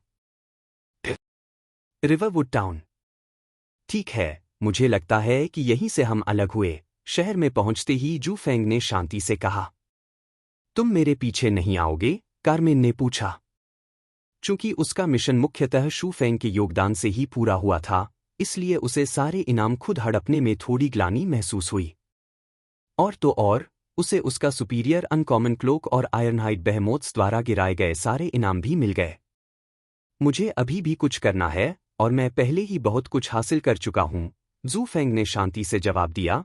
उसे खुशी हो रही थी कि उसका रुका हुआ स्तर काफी बढ़ गया था। 100 घोस्ट की बार बार मौत के बाद अब वह 10वें स्तर पर था। हालांकि हत्यारा जेफ था, उसने उसे पुनर्जीवित करके मदद की और चूंकि जेफ एक एनपीसी था, इसलिए ज्यादातर अनुभव अंक उसे दे दिए गए। जहां तक कार्मेन की बात है, उसे कुछ नहीं मिला क्योंकि उसने लड़ाई में मदद नहीं की थी। मैंने अनुमान लगाया कि हम यहीं अलग हो जाएंगे, कार्मेन ने सिर हिलाया। मैं भी विदा लेता हूं, जेफ ने घोषणा की। उसका काम पूरा हो चुका था, इसलिए टीम से अलग होने का समय आ गया था। आखिरकार, वह तो बस एक भाड़े का सिपाही था। ठीक इसी तरह, पार्टी कर रहे तीनों लोग अपने अपने रास्ते चले गए और जू फेंग टाउन हॉल की ओर चल पड़ा। यह सचमुच आश्चर्यजनक है, उसने सोचा, अपने मिशन के पूरा होने और इसकी पुष्टि के लिए रिसेप्शनिस्ट सैंडी के पास जाने की आवश्यकता पर नजर डालते हुए। जब वह कार्मेन के साथ था, तो अन्य खिलाड़ी निष्क्रिय नहीं थे। वास्तव में, वे सभी ठिकानों पर छापा मारने में बहुत सक्रिय थे, यहां तक कि कुछ लोग सरगना को मारने में भी कामयाब रहे। दुर्भाग्यवश, उनमें से किसी को भी उनके अलावा वास्तविक लाभ नहीं मिल रहा है। निश्चित रूप से, उनके पास कुछ अद्भुत उपकरण हो सकते हैं, क्योंकि सरगना ने वास्तव में एक दुर्लभ उपकरण गिराया था, लेकिन फिर भी यह समय और प्रयास के लायक नहीं था। जैसे ही जू फेंग टाउन हॉल में पहुंचे, सैंडी का चेहरा चमक उठा। हालांकि, उसे यह एहसास हो गया था कि जू फेंग चुपचाप रहना पसंद करता है, इसलिए उसने बस ऊपरी मंजिल की ओर इशारा किया। अपना सिर हिलाते हुए, जू फेंग ऊपर की ओर चलने लगा, जिससे लॉबी में बैठे अन्य खिलाड़ी आश्चर्यचकित हो गए। देखो, वह सचमुच ऊपर जा सकता है। क्या वह रहस्यमय खिलाड़ी हो सकता है? ये कहना मुश्किल है। उसकी शक्ल तो मिलती ही नहीं। और तो और, हम तो वैसे भी शहर के नागरिक बनने के लगभग काबिल हैं। इसलिए किसी को ऊपर जाते देखना कोई अनोखी बात नहीं है। आप सही कह रहे हैं। ऐसा कहा जाता है कि गिल्ड लीडर जेंटल विंड पहले ही शहर का कुलीन बन चुका था और उसे यह विशेषाधिकार प्राप्त था। जू फेंग अपने काम में व्यस्त था, तभी उसे यह बातचीत देखकर आश्चर्य हुआ। जेंटल विंड बहुत नेक है ना? लगता है मुझे जल्दी से काम करना होगा। जाल। कुछ ही देर बाद, जूफेंग दूसरी मंजिल के गलियारे में पहुंचा और धैर्यपूर्वक सैंडी का इंतजार करने लगा। प्रतीक्षा करते समय जूफेंग फोरम पेज ब्राउज कर रहा था और जैसी कि उम्मीद थी, किसी ने उस पर इनाम रखा था। जो भी व्यक्ति लिनफेंग को सबूत के साथ मार देगा उसे 10 चांदी के सिक्के दिए जाएंगे तथा जो भी व्यक्ति लिनफेंग के ठिकाने के बारे में जानकारी देगा उसे 50 तांबे के सिक्के दिए जाएंगे। इनाम संबंधी पोस्ट ने काफी ध्यान आकर्षित किया, विशेष रूप से खिलाड़ियों की वर्तमान स्ट्रीम के लिए आकर्षक भुगतान के कारण। उनके लिए एक चांदी का सिक्का एक विलासिता माना जाता था, 10 चांदी के सिक्कों का तो कहना ही क्या। बेशक उनकी तुलना में उस तरह का पैसा बहुत कम था। खैर, उस खेल में 2 लोग खेल सकते हैं, जूफेंग ने टिप्पणी अनुभाग पढ़ते हुए सोचा। वाह, 100 घोस्ट वास्तव में एक खिलाड़ी पर इनाम घोषित कर रहा है। अरे, ये रिवर गिल्ड तुम्हारे लिए है। ये दबंग जरूर हैं, लेकिन इनके पास इसका समर्थन करने की क्षमता भी है। वास्तव में रिवर गिल्ड एक प्रथम श्रेणी का गिल्ड है जो सुपर गिल्ड का दर्जा पाने के करीब है। उनकी वित्तीय संपत्तियां अवास्तविक हैं और उनके सभी सदस्य विशेषज्ञ हैं। उन्हें पढ़ते हुए जूफेंग ने चुपचाप एक वीडियो पोस्ट किया, साथ ही फोरम में शीर्षक दिया, रिवर गिल्ड, क्या वे मजबूत हैं? जैसे ही उनकी पोस्ट सार्वजनिक हुई, मंच पर मौजूद खिलाड़ी, जो स्पष्ट रूप से अपने अभ्यास के बाद आराम कर रहे थे, हैरान रह गए। क्या बात है? खिलाड़ी लिनफेंग ने तो इनाम का जवाब दे दिया, बार के पास बैठे खिलाड़ियों में से एक ने नई पोस्ट देखकर अपना ड्रिंक थूक दिया। आखिरकार 100 घोस्ट ने फोरम में लिनफेंग पर एक इनाम पोस्ट किया था और लिनफेंग ने तुरंत एक वीडियो के साथ जवाब दिया। हालांकि खिलाड़ी को सबसे अधिक आश्चर्य इस बात पर हुआ कि वीडियो के लिए एक चांदी के सिक्के का शुल्क देना होगा और यदि वीडियो खरीदने वाले खिलाड़ी इसे साझा करना चाहते हैं तो उन्हें 50 तांबे के सिक्कों का शुल्क देना होगा। यह एक घोटाला है, खिलाड़ी खड़ा हुआ और चिल्लाया। आपका क्या मामला है? फोरम पर देखो और खिलाड़ी लिनफेंग द्वारा पोस्ट की गई पोस्ट को देखो। पहले तो बार में मौजूद लोग असमंजस में पड़ गए, लेकिन जब उन्होंने पोस्ट पर जाकर देखा कि देखने का शुल्क कितना अधिक है तो वे आश्चर्यचकित रह गए। लिनफेंग, इसमें क्या गड़बड़ है? ऐसा कहने के बावजूद एक व्यक्ति ने दांत पीसते हुए देखने का शुल्क देने का निर्णय लिया।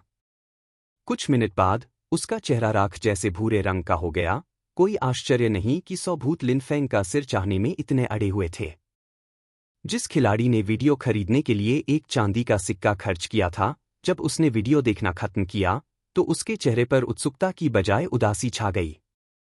बार में मौजूद सभी लोग उत्सुक हो गए। तो वीडियो किस बारे में था? एक खिलाड़ी सस्पेंस बर्दाश्त नहीं कर सका और पूछा। मुझे 60 तांबे के सिक्के दो। भाई, मुझे परेशान मत करो। अगर मैं वीडियो साझा करना चाहता हूं तो मुझे अतिरिक्त 50 तांबे के सिक्के देने होंगे, इसलिए 10 मांगना ज्यादा नहीं है। जाल। लेकिन आप हमें विवरण बता सकते हैं। नहीं, आपको यह अनुभव करने के लिए स्वयं इसे देखने की आवश्यकता है कि क्यों 100 भूत और रिवर गिल्ड लिनफेंग की मृत्यु के अलावा और कुछ नहीं चाहते थे। चूंकि उसने एक चांदी का सिक्का खर्च किया था जिससे उसकी संपत्ति में भारी नुकसान हुआ था, इसलिए वह बांटकर थोड़ा और कमाना चाहता था। अगर किसी को लगता था कि उसे आसानी से ठगा जा सकता है तो वह सपने देख सकता था। बेशक 60 तांबे के सिक्कों की फीस एक चांदी के सिक्के की तुलना में ज्यादा स्वीकार्य थी। इस प्रकार एक चांदी का सिक्का खर्च करने वाले खिलाड़ी को तुरंत अपनी संपत्ति वापस मिल जाती थी और वह और भी ज्यादा कमा लेता था। कुछ मिनट बाद सभी ने वह वीडियो देखा जो उनके साथ साझा किया गया था और वे 100 घोस्ट के दयनीय दृश्य को देखकर उपहास और हंसी रोक नहीं सके। हा, उसने दया की भीख मांगी लेकिन फिर भी उसे स्तर 0 पर वापस मार दिया गया। इसमें कोई आश्चर्य नहीं कि 100 घोस्ट और रिवर गिल्ड इनाम की घोषणा कर रहे हैं। यह 60 तांबे के सिक्कों के बराबर है। जबकि बार हंसी से भरा था, रेड ईगल टाउन में माहौल गंभीर और तीव्र था। नियमित खिलाड़ी रिवर गिल्ड के कुछ सदस्यों के पास से गुजरते समय अपना सिर नीचे झुकाए हुए थे। उस कमीने लिनफेंग ने मेरी मौत का वीडियो पोस्ट कर दिया। 100 घोस्ट, जो वापस लॉग इन कर चुका था, गुस्से से दहाड़ा। यह अब कोई छोटा मुद्दा नहीं रह गया था, बल्कि यह उनके और रिवर गिल्ड के लिए सार्वजनिक अपमान था। इस बीच ईगल स्निप का भी समय अच्छा नहीं चल रहा था, क्योंकि उसने अभी अभी अपने एक उच्च अधिकारी से बातचीत पूरी की थी। सौभूत, उसने उसकी ओर मुड़ते हुए पुकारा। क्या? मामले से अनजान? सौभूत ने गुस्से से पूछा। ईगल स्निप को इस रवैये से कोई आपत्ति नहीं थी, क्योंकि अगर उसकी जगह कोई और होता तो उसकी प्रतिक्रिया और भी बुरी होती। एल्डर डार्कबैन ने कहा कि अगर तुम इस समस्या का समाधान नहीं कर पाए तो तुम्हें मुख्यालय वापस बुला लिया जाएगा और रेड ईगल टाउन के विकास के लिए तुम्हारी जगह कोई और ले लेगा। धिक्कार है, 100 घोस्ट ने आंखें सिकोड़ लीं, गुस्से की एक धारा उमड़ती हुई महसूस हुई। उसने कभी नहीं सोचा था कि लिन फेंग इतना दुस्साहसी होगा कि तुरंत जवाबी कार्रवाई करेगा और वीडियो पोस्ट कर देगा। आखिर वह यह सब रिकॉर्ड क्यों कर रहा था? उसने मन ही मन धिक्कारा, क्योंकि उसे यह बात अविश्वसनीय लगी। अपनी हताशा के बावजूद जो हो गया सो हो गया। जनता को उसकी पीठ पीछे इस बारे में बात करने से रोकने के लिए वह कुछ नहीं कर सकता था। यह तो बताने की आवश्यकता ही नहीं है कि उनकी प्रतिष्ठा भी बहुत अच्छी नहीं थी और संभवतः कई लोगों ने चुपचाप उनके निधन का आनंद लिया। निश्चित रूप से लिन फेंग की पोस्ट को फोरम के शीर्ष ट्रेंडिंग पेज पर पहुंचने में ज्यादा समय नहीं लगा तथा कई अनाम उपयोगकर्ताओं ने उनकी प्रशंसा करते हुए उन्हें शीर्ष पर पहुंचा दिया। हम 100 घोस्ट और रिवर गिल्ड तो बस गुंडों का झुंड है। मुझे बहुत खुशी है कि लिन फेंग ने उन्हें कड़ा सबक सिखाया। हाँ, मरकर वापस स्तर 0 पर पहुंचना। यही मैं कहता हूं कि कर्म ने अंततः अपना लक्ष्य पा लिया है। लिन फेंग की जय हो और काश कोई मौजूदा 100 घोस्ट की तस्वीर खींच लेता।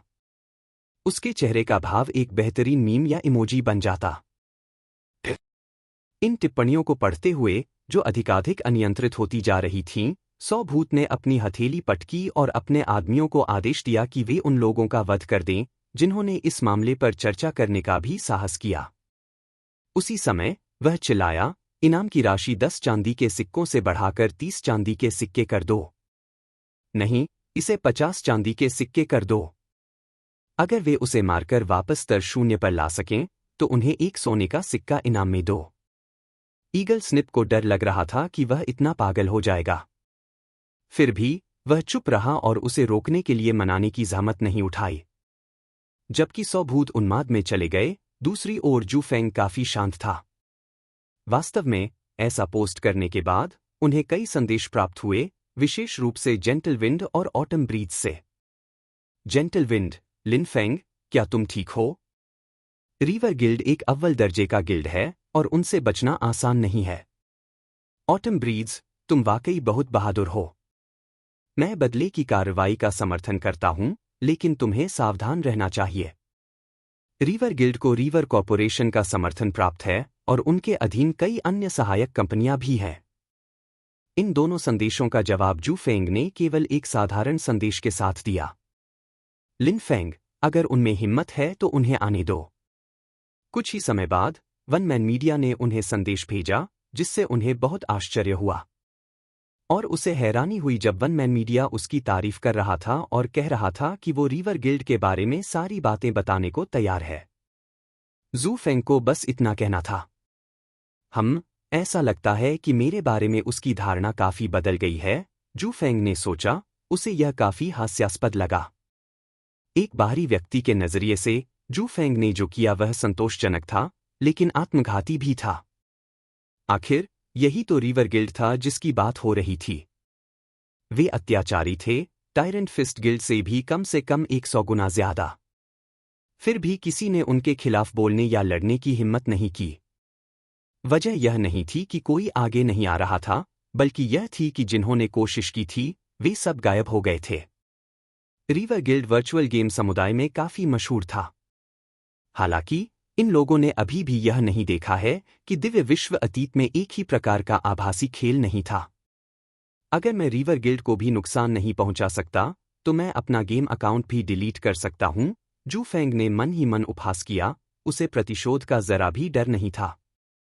यह तो उनकी योजना की शुरुआत मात्र थी और उनके बीच का अंतर बढ़ता ही जाएगा। रिवर गिल्ड, यह उनके लिए प्रसिद्धि पाने और अपने लिए एक आधार स्थापित करने की दिशा में एक कदम मात्र था। आपको इंतजार कराने के लिए माफ करना, बैरन लिनफेंग। जब जू फेंग सोच ही रहा था, सैंडी आ गई और हल्के से मुस्कुराई। नगर के मेयर कार्यालय में आपका इंतजार कर रहे हैं और मैं कहना चाहूंगा कि वे बहुत प्रसन्न हैं।